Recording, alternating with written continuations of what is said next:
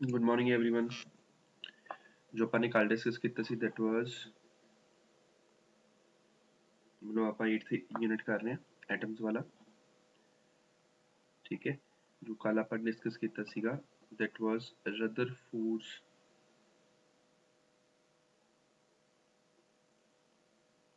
theory ਜਾਂ model of atom Rutherford ने ਕੀ ਕਿਹਾ ਸੀ ਉਸਨੇ ਇੱਕ 골ਡ ਫਾਈਲ ਲਿੱਤੀ ਸੀ ਰੇਜ਼ ਸਟ੍ਰਾਈਕ ਕੀਤੀਆਂ ਸੀਗੀਆਂ ਜਿਹੜੀਆਂ ਰੇਜ਼ 골ਡ ਫਾਈਲ ਦੀ ਸਟ੍ਰਾਈਕ ਕੀਤੀਆਂ ਸੀਗੀਆਂ ਉਹ ਵੇਰੀਅਸ ਡਾਇਰੈਕਸ਼ਨਸ ਦੇ ਵਿੱਚ ਸਕੈਟਰ ਕੀਤੀਆਂ ਸੀਗੀਆਂ ਠੀਕ ਹੈ ਉਹ ਵੇਰੀਅਸ ਡਾਇਰੈਕਸ਼ਨ ਚ ਸਕੈਟਰ ਕੀਤੀਆਂ ਸੀ ਇੱਥੇ ਜ਼ਿੰਕ ਸਲਫਾਈਡ ਦੀ ਕੋਟਿੰਗ ਸੀ ਹੁਣ ਲੌਜਿਕ ਸਮਝੋ ਰਦਰਫੋਰਡ ਨੇ ਜੋ ਆਪਣੀ ਐਜ਼ੰਪਸ਼ਨ ਲਿੱਤੀ ਉਹ ਐਜ਼ੰਪਸ਼ਨ ਸੀ ਕਿ ਜਿਹੜਾ ਸਾਈਜ਼ ਹੈ ਉਹ 10⁻⁻10 ਮੀਟਰ ਹੈ ਮਤਲਬ ਡਾਇਆਮੀਟਰ ਆਫ ਜਿਹੜਾ ਨਿਊਕਲੀਅਸ ਹੈ that is 10⁻15 ਮੀਟਰ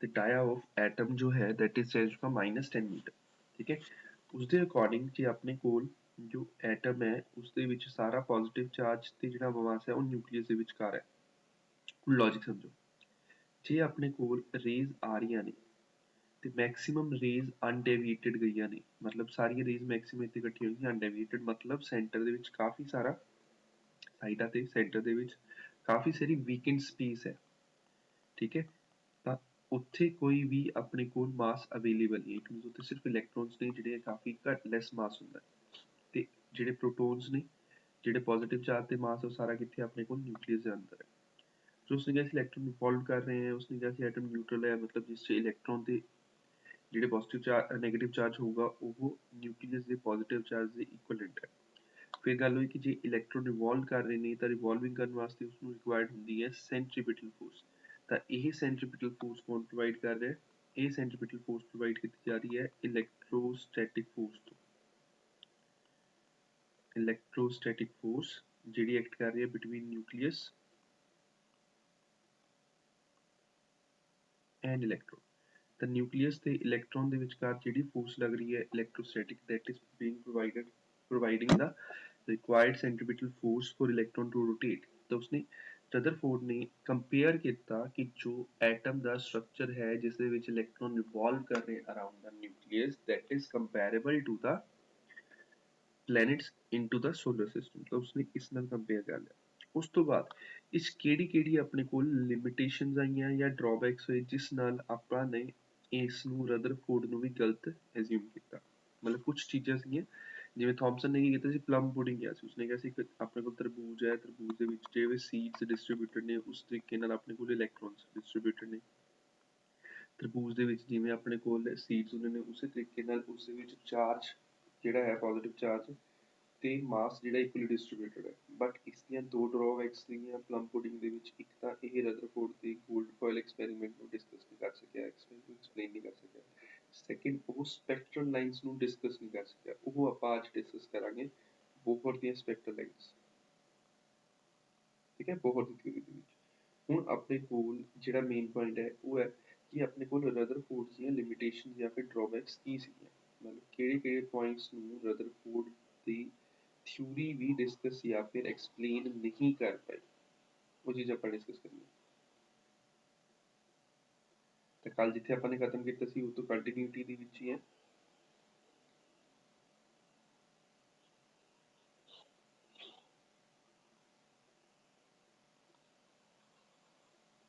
देख लो फर्स्ट पॉइंट की बनता है अपने को कि साइज मतलब लिमिटेशन की बनती है he could not explain limitation first ऊपर ही लिख रहे हैं फिर रब नहीं करना पैना फर्स्ट पॉइंट है he could not explain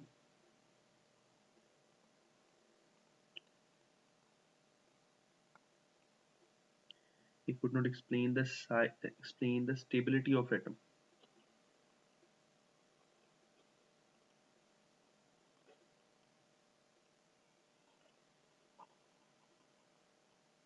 he could not explain the stability of atom because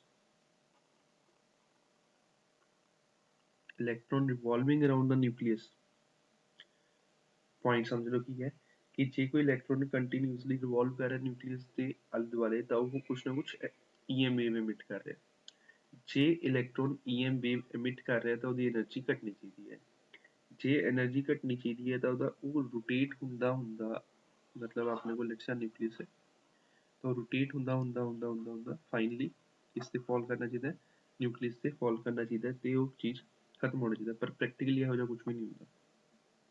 ठीक है, दोबारा सुन लो की है कि उसने कहा कि जी स्टेबिलिटी ऑफ एटम ਨੂੰ एक्सप्लेन नहीं कर पाया बिकॉज जो इलैक्ट्रॉन जो है इतने ऑर्बिट से रिवॉल्व कर रहे हैं तो वो कंटिन्यूसली एमिट कर रहे हैं ईएम वेव्स। जे कंटिन्यूसली ईएम एमिट कर रहे हैं तो एमिट करूगा तो एनर्जी एमिट करूगा तो एनर्जी घटूगी, जे एनर्जी घटूगी तो रेडियस घटूगा, रेडियस घट के वो कितने आ जाऊगा फाइनली न्यूक्लियस से फॉल करूगा, बट प्रैक्टिकली हो जा कुछ भी नहीं होता। ठीक है,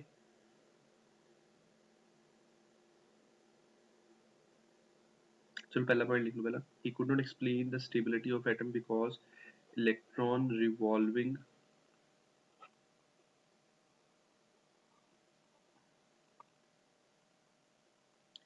around the nucleus should emit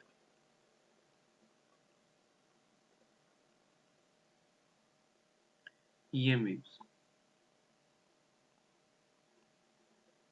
So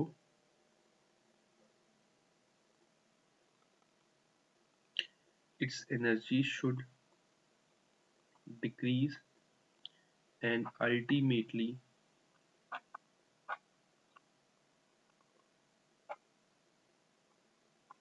it should fall in the nucleus. But practically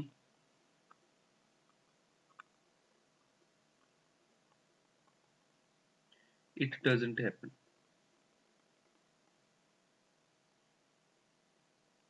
ठीक है, तो पॉइंट हुई है कि ਜਦੋਂ इलेक्ट्रॉन रिवॉल्व कर रहे हैं न्यूक्लियस के आले दुआले तो कंटिन्यूसली एनर्जी एमिट कर रहे हैं बिकॉज ईएम वेव्स एमिट हो रही हैं, ईएम वेव्स एमिट हो रही हैं तो उसकी एनर्जी घट रही है, एनर्जी घट रही है तो फाइनली कितने गिरना चाहिए, ਹੁਣ न्यूक्लियस से टक्कर मारनी चाहिए, बट प्रैक्टिकली नहीं ਹੁੰਦਾ।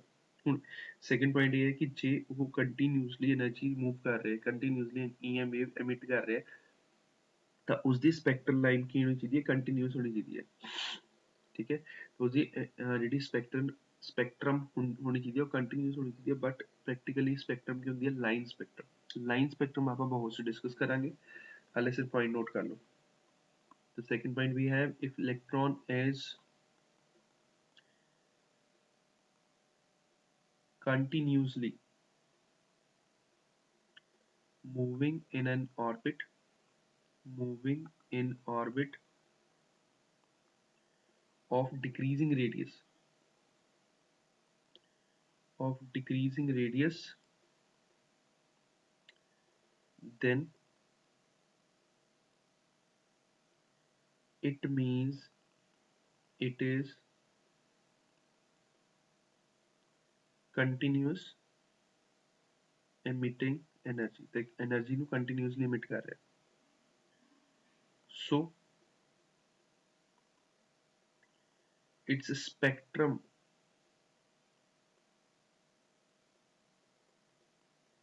should be continuous spectrum,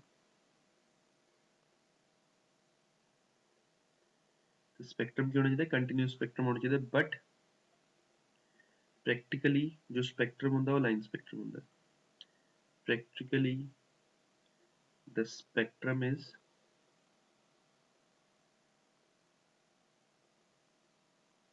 line spectrum, line spectrum होता है जिससे लाइंस बनती हैं अलग अलग कलर्स दी, दिखा दूंगा। ठीक है, वीडियो ਦੇ ਐਂਡ ਦਿਖਾ ਦੂੰਗਾ, ਕੰਟੀਨਿਊਸ ਸਪੈਕਟਰਮ ਤਾਂ ਮੈਨੂੰ ਯਾਦ ਨਹੀਂ, ਮੈਂ ਦੇਖਿਆ ਨਹੀਂ ਹੋਇਆ, ਬਟ ਜਿਹੜਾ ਲਾਈਨ ਸਪੈਕਟਰਮ ਹੈ ਉਹ ਮੈਨੂੰ ਯਾਦ ਹੈ, ਮੈਂ ਦਿਖਾ ਦੂੰਗਾ, ਹੋਰ ਥਿਊਰੀ ਦੇ ਨਾਲ ਡਿਸਕਸ ਵੀ ਹੋ ਜਾਊਗਾ ਕਿ ਸਪੈਕਟਰਮ ਹੈ ਕੀ, क्योंकि यही अपना बेसिक कंसेप्ट चल रहा है। ठीक है, इसमें अपन ने डिस्कस करना, नोट करी चलो। फिर अपने को लाजू next we have Bohr's theory.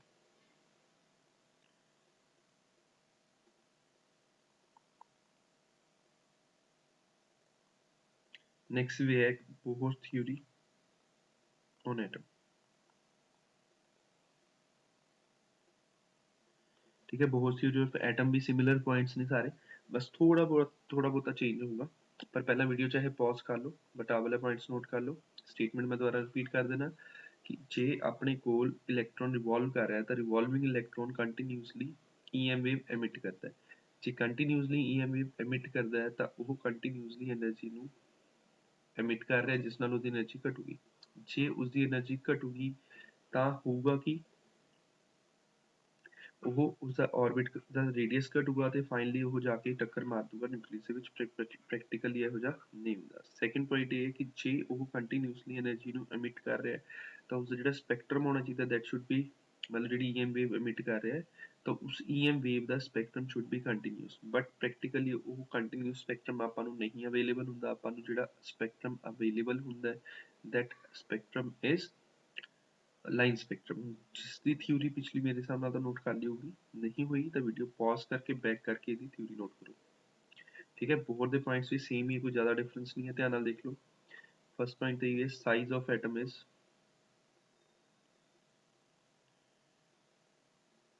around 10 to the power minus 10 meter and size of nucleus is around 10 to the power minus 15 meter। ठीक है, सेकंड पॉइंट भी है कि सारा ਦਾ ਸਾਰਾ ਮਾਸ ਆਲਮੋਸਟ, मतलब रदरफोर्ड ਨਾਲ एक दो पॉइंट डिफरेंट होंगे, बाकी सेम होंगे। Almost entire mass of atom and entire positive charge of atom is in the nucleus। ठीक है, तो सारा एटम ਦਾ ਮਾਸ ਤੇ ਚਾਰਜ ਕਿੱਥੇ ਨਿਊਕਲੀਅਸ ਤੇ ਹੈ, ਪੋਜ਼ਿਟਿਵ ਚਾਰਜ। ਤੇ ਇਲੈਕਟ੍ਰॉन्स ਕੀ ਕਰ ਰਹੇ ਨੇ, ਰਿਵੋਲਵ ਕਰ ਰਹੇ ਨੇ ਕੁਝ ਸਰਟਨ ਆਰਬਿਟਸ ਦੇ ਵਿੱਚ। ਨੈਕਸਟ ਪੁਆਇੰਟ ਸੇਮ ਹੈ, ਤਾਂ ਇਲੈਕਟ੍ਰॉन्स are revolving around the nucleus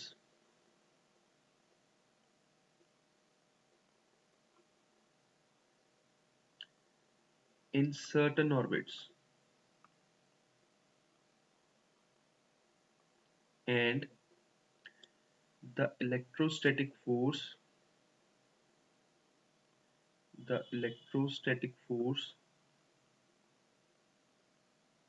between the electron and the nucleus provides required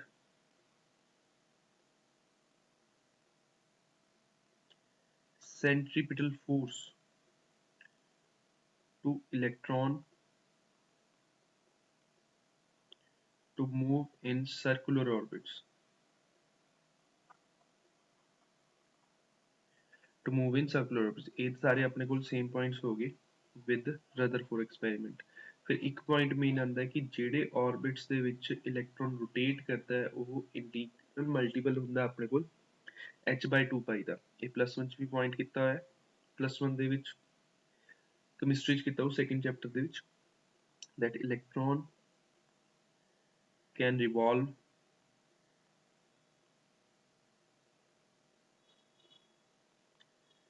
in those orbits whose angular momentum is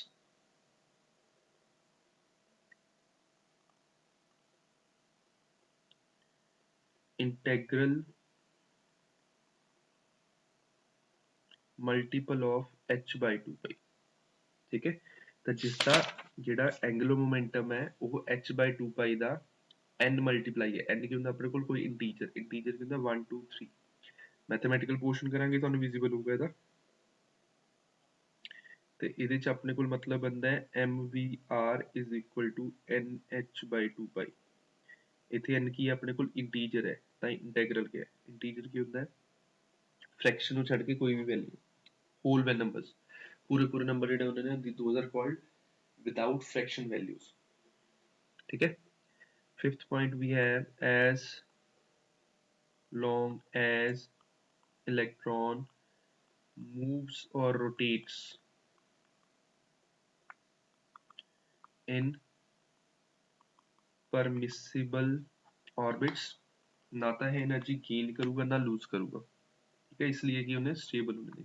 ਤੇ ਆਰਬਿਟਸ ਕਿਹੜੇ ਨੇ? ਸਟੇਸ਼ਨਰੀ ਆਰਬਿਟਸ ਨੇ।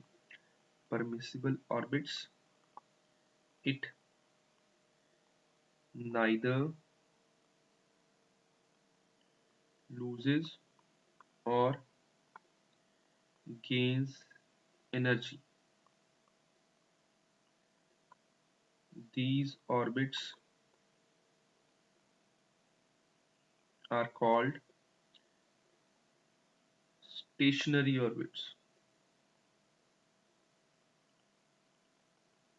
These orbits are called stationary orbits। ਨਾ ਤਾਂ એનર્ਜੀ ਗੇਨ ਕਰੂ ਨਾ ਹੀ એનર્ਜੀ ਰਿਮੂਵ ਕਰੂ, loose ਕਰੂਗਾ। ਜਦੋਂ ਇਲੈਕਟ੍ਰੋਨ ਕਿਸੇ ਇੱਕ ਫਿਕਸ ਆਰਬਿਟ ਦੇ ਵਿੱਚ ਰੋਟੇਟ ਕਰਦਾ ਹੈ ਤੇ ਨਾ ਤਾਂ ਇਹ એનર્ਜੀ ਗੇਨ ਕਰੂ ਨਾ ਹੀ એનર્ਜੀ ਲੂਜ਼ ਕਰੂਗਾ, ਪਰਮਿਸਿਬਲ ਆਰਬਿਟਸ ਦੇ ਵਿੱਚ ਰੋਟੇਟ ਕਰੂਗਾ, ਤੇ ਇਹਨਾਂ ਆਰਬਿਟਸ ਨੂੰ ਆਪਾਂ ਕੀ ਕਹਾਂਗੇ? These orbits are called stationary orbits. ਤਾਂ ਆਪਣੇ ਕੋਲ ਪੰਜ ਆਪਣੇ ਕੋਲ ਕੀ ਹੋ ਗਏ? ਤੇ ਅਜ਼ੰਪਸ਼ਨਸ ਹੋ ਗਈਆਂ, ਜਿਹੜੀਆਂ ਤਿੰਨ ਅਜ਼ੰਪਸ਼ਨਸ ਨੇ ਸੇਮ ਨੇ। ਰੈਦਰਫੋਰਡ ਤੇ फोर्थ ਤੇ ਫਿਫਥ ਬਹੁਤ ਦੀ ਐਕਸਟਰਾ ਜੋ ਮੇਨ ਰੋਲ ਪਲੇ ਕਰਦੀ ਹੈ, ਠੀਕ ਹੈ। फोर्थ ਤੇ ਫਿਫਥ ਜਿਹੜੀ ਐਕਸਟਰਾ ਵਾਲੀ ਹੈ ਉਹੀ ਜਿਹੜੀ ਹੈਗੀ ਆਪਣੇ ਕੋਲ ਮੇਨ ਕੁਆਂਟੀਟੀ ਹੈ।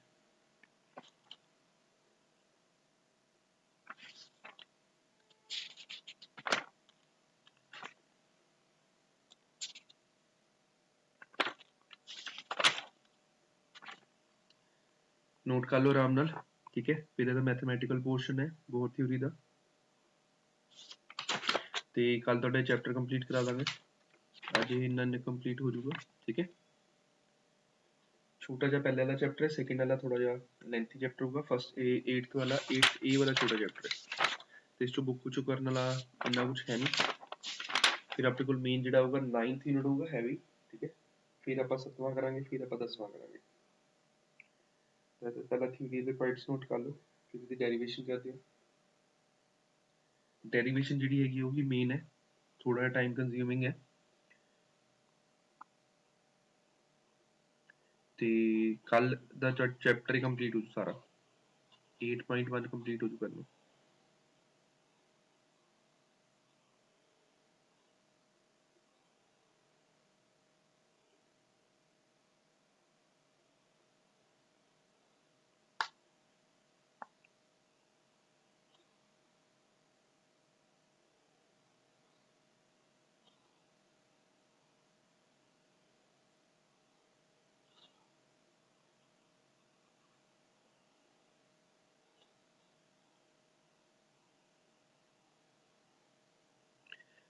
तो हेडिंग देख लो, हेडिंग भी है mathematical part.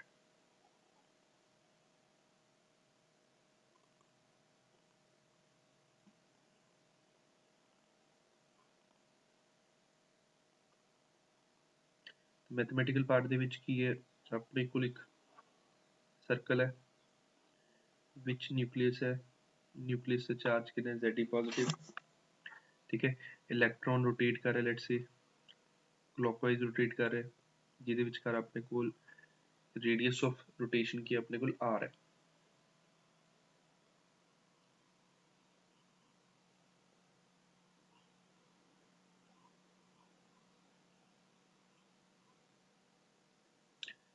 Radius of rotation ਕੀ ਆਪਣੇ ਕੋਲ r। ਤਾਂ ਆਪਣੇ ਕੋਲ ਜਿਹੜੀ electrostatic force between nucleus and electron ਹੈ that is providing required centripetal force। ਜਿਸ basic concept ਦੇ ਉੱਤੇ ਇਹ ਸਾਰਾ ਦਾ ਸਾਰਾ ਆਰਟੀਕਲ ਬੇਸ ਹੈ। ਧਿਆਨ ਨਾਲ ਦੇਖੋ, ਤਾਂ ਆਪਣੇ ਕੋਲ electrostatic force ਕੀ ਹੋਊਗੀ? ਆਪਣੇ ਕੋਲ k q1 q2 by r square, ਕਿਹਦੇ ਇਕੁਅਲ ਹੋ ਜਾਊਗਾ? centripetal force that is mv square by r। k ਨੂੰ ਕੀ ਲਿਖਣਾ ਹੈ? k ਨੂੰ ਲਿਖਾਂਗੇ 1/4 pi epsilon naught, ਠੀਕ ਹੈ। ਤਾਂ k ਨੂੰ ਕੀ ਪੁੱਟ ਕਰਨਾ ਹੈ? 1/4 pi epsilon naught ਉੱਪਰ ਪੁੱਟ ਕਰਤਾ, ਇੱਥੇ k ਰੱਖਾਂਗੇ ਇਸ ਨੂੰ। q1 ਕਿੰਨਾ ਹੈ? Ze ਪੋਜ਼ਿਟਿਵ, ਇਹ ਇਕੱਲਾ Ze ਲਿਖ ਲਓ, ਨਿਊਮੈਰੀਕਲ ਵੈਲਿਊ ਹੁੰਦੀ ਹੈ। ਸੈਕਿੰਡ ਚਾਰਜ ਕਿੰਨਾ ਹੈ? e। ਡਿਸਟੈਂਸ ਕਿੰਨਾ ਹੈ? r ਸਕੁਅਰ, ਕਿਹਦੇ ਇਕੁਅਲ ਹੈ? mv square by r। r ਨਾਲ r ਕੈਂਸਲ, ਆਪਣੇ ਕੋਲ ਬਚਿਆ k Ze square by r is equal to mv square. ਆ ਇਕੁਏਸ਼ਨ ਬਣ ਗਈ ਆਪਣੇ ਕੋਲ। ਲੈਟਸ ਸੇ ਇਸ ਨੂੰ ਆਪਾਂ ਇਕੁਏਸ਼ਨ ਮਾਰਕ ਕਰ ਦਿੰਦੇ ਹਾਂ, ਫਸਟ ਇਕੁਏਸ਼ਨ, ਠੀਕ ਹੈ। ਹੁਣ बाय बोहर थ्योरम की है, बाय बोहर्स लॉ, जो एंगुलर मोमेंटम है वो NH/2 ਦੇ इक्वल है। एंगुलर मोमेंटम ਦਾ ਆਪਣੇ ਕੋਲ ਫਾਰਮੂਲਾ ਕੀ ਹੈ, that is mvr is equal to NH/2 ਆਹੀ ਬੰਦਾ ਤੇ mvr is equal to NH/2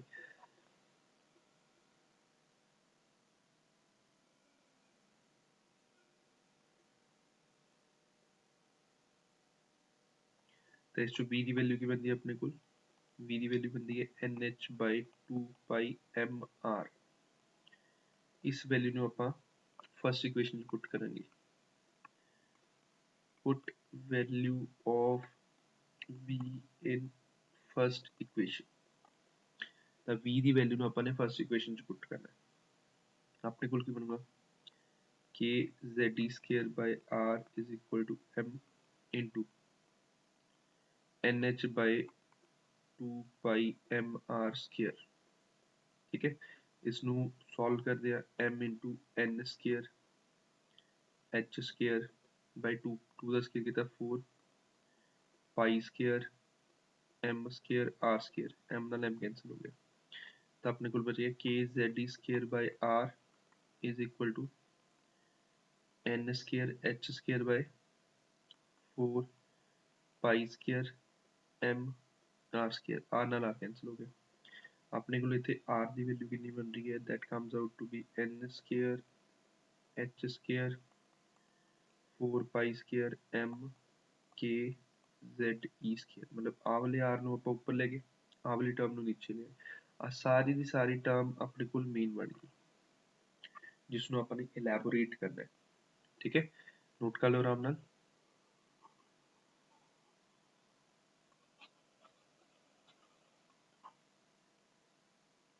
मैं ऊपर नोट कर रहा अपने कोल जो r ਦੀ ਵੈਲਿਊ ਬਣੀ ਹੈ, ਇਸ ਦੇ ਵਿੱਚ ਦੇਖੋ ਆਪਣੇ ਕੋਲ ਵੇਰੀਏਬਲ ਕੀ ਹੈ, n ਵੇਰੀਏਬਲ ਹੈ, h ਕਾਂਸਟੈਂਟ ਹੈ, 4 π² ਕਾਂਸਟੈਂਟ, m k z ਤੇ e² ਕਾਂਸਟੈਂਟ, ਸਿਰਫ n ਨੂੰ ਛੱਡ ਕੇ ਬਾਕੀ ਸਾਰਾ ਕੀ ਹੋ ਗਿਆ, ਕਾਂਸਟੈਂਟ ਹੋ ਗਿਆ। ਤੇ ਇਸ ਨੂੰ ਜੇ ਆਪਾਂ ਸੋਲਵ ਕਰਦੇ ਹਾਂ ਤਾਂ ਸੋਲਵ ਕਰਕੇ ਵੈਲਿਊ ਆਉਂਦੀ ਹੈ 0.529 n² z ਕੀ ਆਪਣੇ ਕੋਲ ਐਟੋਮਿਕ ਨੰਬਰ, ਤਾਂ ਆਪਣੇ ਕੋਲ ਫਾਰਮੂਲਾ ਬਣ ਚੁੱਕਾ, this is radius of atom. ठीक है, this is radius of atom. Atom का मतलब क्या हुआ, न्यूक्लियस के आले दुआले जिहड़े इलेक्ट्रॉन रिवॉल्व करते हैं, those are the part of atom। the radius of atom ਦਾ ਆਪਣੇ ਕੋਲ ਜੋ ਫਾਰਮੂਲਾ ਬਣਦਾ ਹੈ that is 0.529 n² by z। ਇਸ ਵੈਲਿਊ, ਇਸ ਦੇ ਫਾਰਮੂਲੇ 'ਚ ਵੈਲਿਊ ਪੁੱਟ ਕਰ ਸਕਦੇ ਹਾਂ ਆਪਾਂ, ਵੈਲਿਊ ਪੁੱਟ ਕਰਕੇ ਦਿਖਾ ਦਿੰਦਾ ਮੈਂ ਤੁਹਾਨੂੰ। ਠੀਕ ਹੈ, ਲੈਟਸ ਸੀ, ਕੈਲਕੂਲੇਸ਼ਨ ਤੁਸੀਂ ਆਪ ਕਰ ਲਿਓ, ਵੈਲਿਊਜ਼ ਮੈਂ ਪੁੱਟ ਕਰ ਦੇਗਾ। पहले थोड़ा स्पेस क्रिएट करांगे ਆਪਾਂ, एंड आई होप ਤੁਸੀਂ ਆ ਨੋਟ ਕਰ ਲਿਆ ਹੋਊਗਾ ऑलरेडी।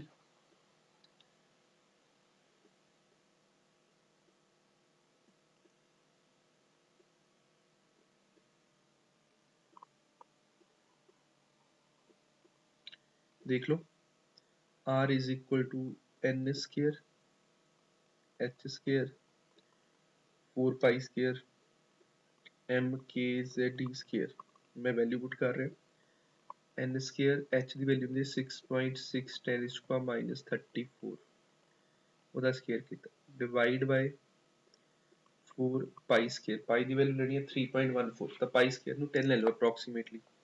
ਇੱਥੇ ਮਾਸ ਆਫ ਇਲੈਕਟ੍ਰੋਨ ਦੀ ਗੱਲ ਹੋ ਰਹੀ ਹੈ, ਤਾਂ ਇਲੈਕਟ੍ਰੋਨ ਦਾ ਮਾਸ 9.1 10⁻⁻³ ਹੋ ਗਿਆ।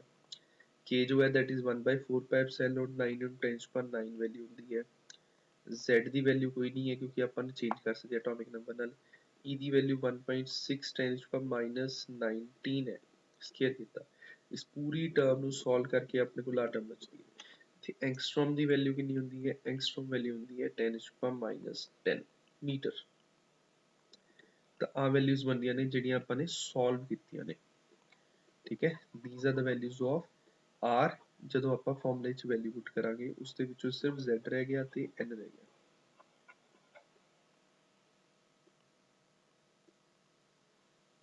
ਕਲੀਅਰ, ਸਿੰਪਲ ਹੈ, ਕੋਈ ਔਖਾ ਹੈ ਨਹੀਂ।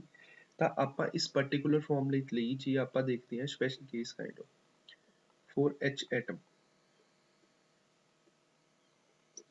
h ਐਟਮ ਵਾਸਤੇ r ਕਿੰਨਾ ਹੋ ਜਾਊਗਾ ਆਪਣੇ ਕੋਲ, z ਕਿੰਨਾ ਹੈ एच एटम वास्ते Z1 तो आर कितना आ जाऊगा that is 0.529 n square angstrom. n की है नंबर ऑफ ऑर्बिट, z की है एटॉमिक नंबर। ठीक है, तो फॉर फर्स्ट ऑर्बिट वास्ते की बनूंगा for first orbit n is equal to 1 तो r कितना आ जाऊगा 0.529 एंगस्ट्रॉम। ठीक है, for second orbit n is equal to 2 r कितना आ जाऊगा 0.529 इंटू 2 स्क्वायर।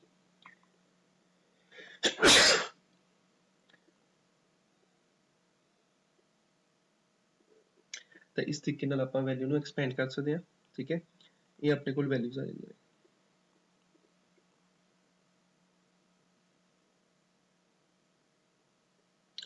तो इस इक्वेशन में वैसे मार्क करना सीगा ਆਪਾਂ ने फर्स्ट इक्वेशन की थी इसनूं सेकंड इक्वेशन मार्क करना सी कर लो ते आ थर्ड इक्वेशन बन रही सी।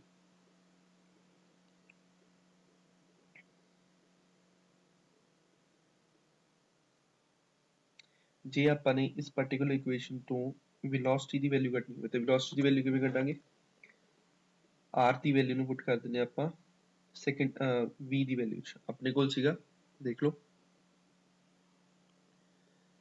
अपने को सीगा mvr is equal to nh by 2 pi। ठीक है, इस r की वैल्यू की बनी सीगी या v की वैल्यू की बन रही है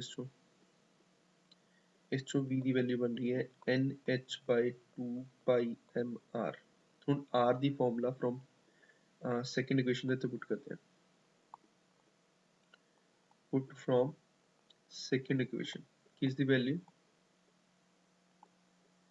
वैल्यू ऑफ स्मॉल r तो अपने को वेलोसिटी कितनी बन जाएगी it would be nh by 2 pi m। r की वैल्यू कितनी है n स्क्वायर h स्क्वायर जी चीज डिवाइड से ऊपर चली जाओ ये बन जाएगी 4 pi square m k z e square. तो इस चो m नाल m कैंसल n नाल n h नाल h pi नाल pi 2 नाल 2 अपने को वैल्यू बन जाएगी 2 pi e square z k by n h। एक की वैल्यू बन रही है अपने को सॉल्व करके वेलोसिटी की तो वेलोसिटी वैल्यू कुछ इस टाइप की बन जाएगी। नाले इन्हां दी खासियत ये कि इहदे च रट्टा नहीं मारना सिर्फ लास्ट रिजल्ट नहीं याद रखना बेसिक याद रखना स्टार्टिंग वाला स्टार्टिंग इक्वेशन कितों की थी बस और कुछ नहीं है। इक्वेशन याद रखोगे चीज़ें इजीली माइंड च आएंगी इक्वेशन याद नहीं रखोगे औखा हो जाएगा काम।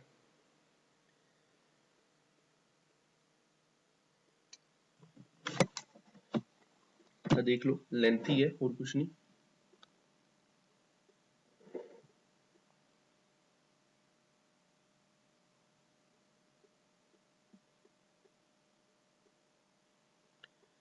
पहला थोड़ा सा स्पेस क्रिएट कर लिए फिर अगला स्टेप दसदा मैं।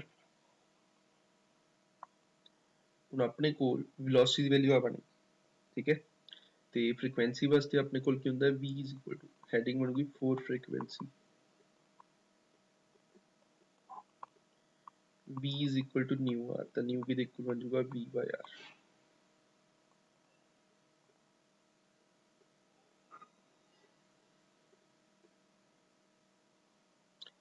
न्यू आर नहीं न्यू लैम्डा हुंदा है इथे ओमेगा आर बनूगा। ठीक है, ओमेगा के इक्वल हो जाता है ए हो जाता है 2 पाई फ्रीक्वेंसी इनटू आर।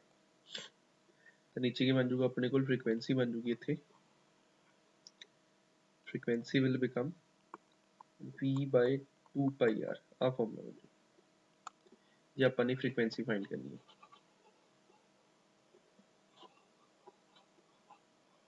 नोट करी चलो स्टेप्स है लेंथी स्टेप्स है बोरिंग जी जिन्होंने कह सकते हैं आप।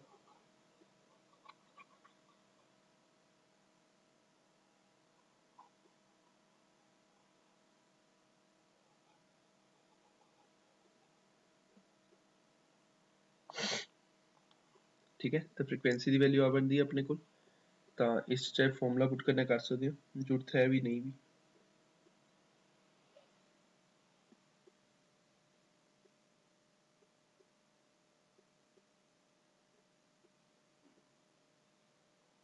ਤਾਂ ਆਪਣੇ ਕੋਲ ਨੈਕਸਟ ਆਉਂਦਾ ਕਿ ਜਿਹੜਾ ਇਲੈਕਟ੍ਰੋਨ ਰਿਵੋਲਵ ਕਰ ਰਿਹਾ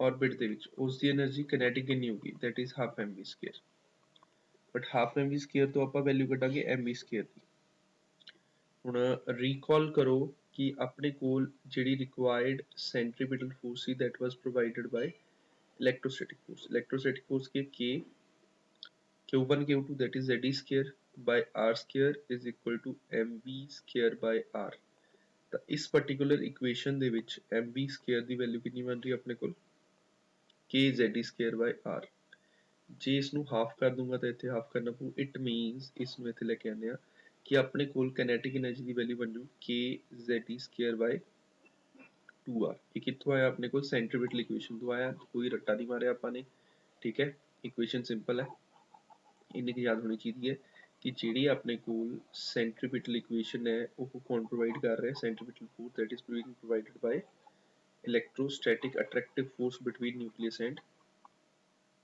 electron ਤਾਂ ਚੀਜ਼ ਹੋਗੀ ਤਾਂ kinetic energy ਹੋਗੀ ਠੀਕ ਹੈ ਫਿਰ ਆਪਣੇ ਕੋਲ potential energy ਆ ਜਾਂਦੀ ਹੈ ਤਾਂ potential energy of electron ਕਿੰਨੀ ਹੋ ਜੂਗੀ that is k q1 q2 by r k ਠੀਕ ਹੈ ਤੇ q1 ਕਿੰਨੇ ਇਲੈਕਟ੍ਰੋਨ ਦਾ ਚਾਰਜ ਕਿੰਨਾ ਮਾਈਨਸ ਹੀ ਆਪਣੇ ਕੋਲ ਨਿਊਕਲੀਅਸ ਦਾ ਚਾਰਜ ਕਿੰਨਾ ਹੈ plus Zt divided by r the potential energy कितनी बन गई minus k z e square by r this is potential energy of electron revolving around the nucleus potential energy of electron revolving around the nucleus ਜੇ ਆਪਾਂ ਨੇ total energy figure out ਕਰਨੀ ਹੈ ਤਾਂ total energy ਕੀ ਬਣ ਜੂਗੀ kinetic plus potential energy kinetic ਕਿੰਨੀ ਹੈ z e square by 2r minus potential कितनी हो जाएगी k z e square by r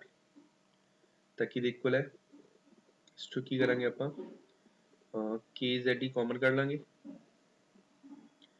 k z e square by r common ਆ ਜੂ ਬ੍ਰੈਕਟ ਚ ਆ ਜੂ 1 by 2 minus 1 ਤਾਂ k z e square by r common ਆ ਜੂਗਾ ਇਹ ਬਣ ਜੂਗਾ 2 LCM 1 minus 2 ਤਾਂ ਆਪਣੇ ਕੋਲ ਬਚੂਗਾ minus 1 by 2 k z e square by r the total energy of electron कितना होगा revolving around the nucleus that would be negative of total energy negative की शो कर रही है कि attractive है कि electron is bounded to the nucleus negative ना लिखांगे negative total energy shows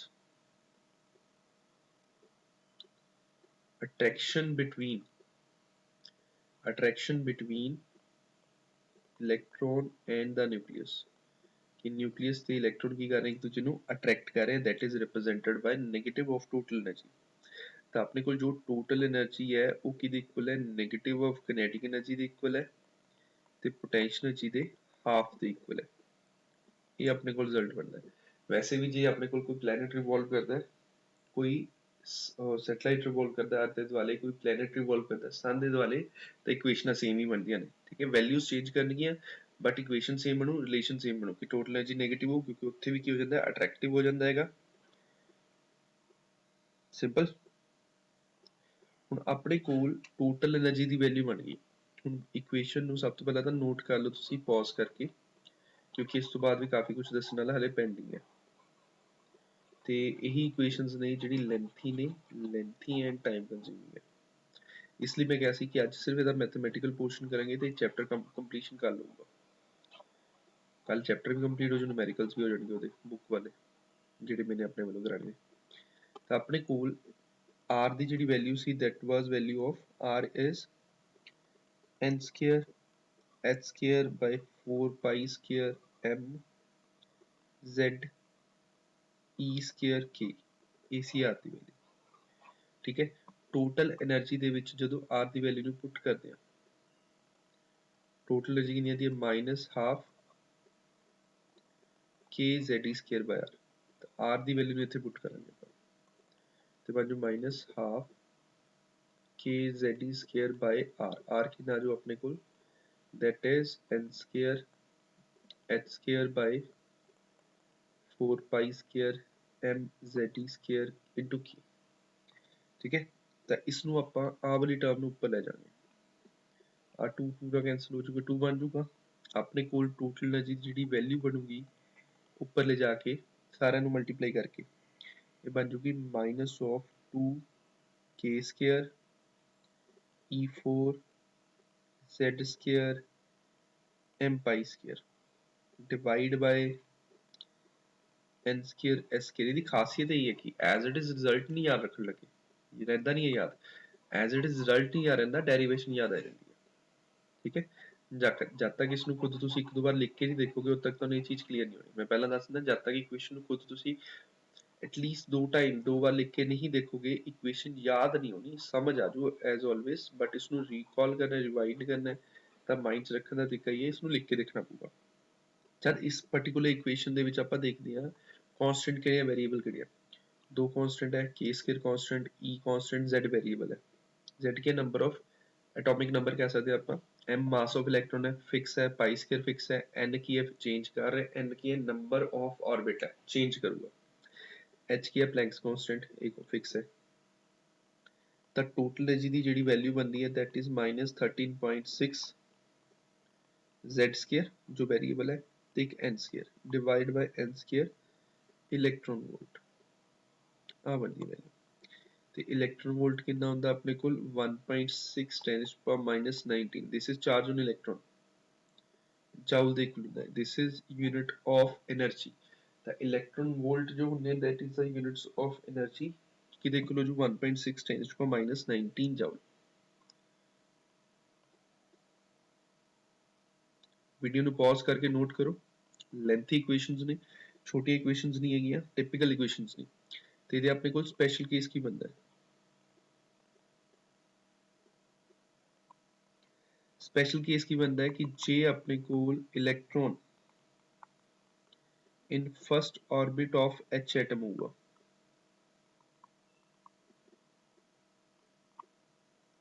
first orbit of H atom ਹੈ, ਤਾਂ n ਦੀ ਵੈਲਿਊ ਕੀ ਹੋ ਜੂ 1, z ਦੀ ਵੈਲਿਊ ਹੋ ਜੂ 1,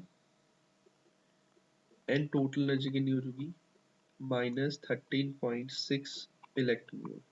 ਤਾਂ ਆਪਣੇ ਕੋਲ ਹਾਈਡਰੋਜਨ ਐਟਮ ਵਾਸਤੇ ਇੱਕ ਸਿੰਗਲ ਇਲੈਕਟ੍ਰੋਨ ਵਾਸਤੇ ਇੱਕ ਫਸਟ ਆਰਬਿਟ ਦੇ ਵਿੱਚ ਤੇ ਐਟੋਮਿਕ ਨੰਬਰ 1 ਹੋ ਜਾਊਗਾ, ਤਾਂ ਟੋਟਲ એનર્ਜੀ ਕਿੰਨੀ ਆਊਗੀ that will be -13.6 electron volt. ਹੁਣ ਇਹ ਇਕੁਏਸ਼ਨ ਕੱਲ ਦੁਬਾਰਾ ਰਿਪੀਟ ਹੋ ਜਾਣੀ ਹੈ ਕਿਉਂਕਿ ਕੰਟੀਨਿਊਟੀ ਦੇ ਵਿੱਚ ਹੈਗਾ। ਠੀਕ ਹੈ, ਨੈਕਸਟ ਵਾਲਾ ਜਿਹੜਾ ਟੌਪਿਕ ਹੋਊਗਾ ਆਪਣੇ ਕੋਲ ਇਲੈਕਟ੍ਰੋਨ ਜੰਪਿੰਗ ਹੋਊਗਾ, ਬੋਹਰ ਦੀਆਂ ਲਿਮਿਟੇਸ਼ਨਸ ਹੋਣਗੀਆਂ, ਸਪੈਕਟਰਲ ਲਾਈਨਸ ਹੋਣਗੀਆਂ, એનર્ਜੀ ਲੈਵਲ ਡਾਇਗਰਾਮਸ ਹੋਣਗੀਆਂ। ਕੱਲ ਤਾਂ ਚੈਪਟਰ ਕੰਪਲੀਟ ਹੋ ਜਾਊਗਾ, ਇਹ ਸਾਰੇ ਇਕੁਏਸ਼ਨ ਮੈਂ ਕੱਲ ਰਿਪੀਟ ਦੁਬਾਰਾ ਕਰੂੰਗਾ, ਬਟ ਤੁਸੀਂ ਕੀ ਕਰਨਾ, ਤੁਸੀਂ ਇੱਕ ਵਾਰ ਦੁਬਾਰਾ ਲਿਖ ਕੇ ਜ਼ਰੂਰ ਦੇਖਣਾ, ਕਿਉਂਕਿ ਜਦ ਤੱਕ ਤੁਸੀਂ ਖੁਦ ਲਿਖ ਕੇ ਨਹੀਂ ਦੇਖੋਗੇ, ਅਗੇਨ ਮੈਂ ਬੋਲ ਰਿਹਾ, ਉਦੋਂ ਤੱਕ ਤੁਹਾਨੂੰ ਖੁਦ ਨੂੰ ਕਲੈਰੀਫਾਈ ਨਹੀਂ ਹੋਊਗਾ ਕਿ ਟੌਪਿਕ ਕਿਵੇਂ ਕਰਨਾ ਹੈ। ਠੀਕ ਹੈ, ਇਸ ਦੀ ਖਾਸੀਅਤ ਇਹੀ ਹੈ, ਡਰਾਬੈਕ ਕਹਿ ਲਓ, ਖਾਸੀਅਤ ਕਹਿ ਲਓ, ਕਿ ਜਦ ਤੱਕ ਤੁਸੀਂ ਖੁਦ ਇਸ ਨੂੰ ਪ੍ਰੋਪਰਲੀ ਕਰਕੇ ਨਹੀਂ ਦੇਖੋਗੇ, ਠੀਕ ਹੈ, ਆਪਣੇ ਹੱਥੋਂ ਨਹੀਂ ਕੱਢੋਗੇ, ਉਦ ਤੱਕ ਇਹ ਚੀਜ਼ ਨਹੀਂ ਯਾਦ ਨਹੀਂ ਹੋਊਗੀ। ਤਾਂ ਵੀਡੀਓ ਨੂੰ ਚਾਹੇ ਪੌਜ਼ ਕਰਕੇ ਨੋਟ ਕਰੋ ਜਿਹਦਾ ਰਹਿ ਗਿਆ, ਠੀਕ ਹੈ, ਬਾਕੀ ਆਪਾਂ ਕੱਲ ਡਿਸਕਸ ਕਰਦੇ ਹਾਂ।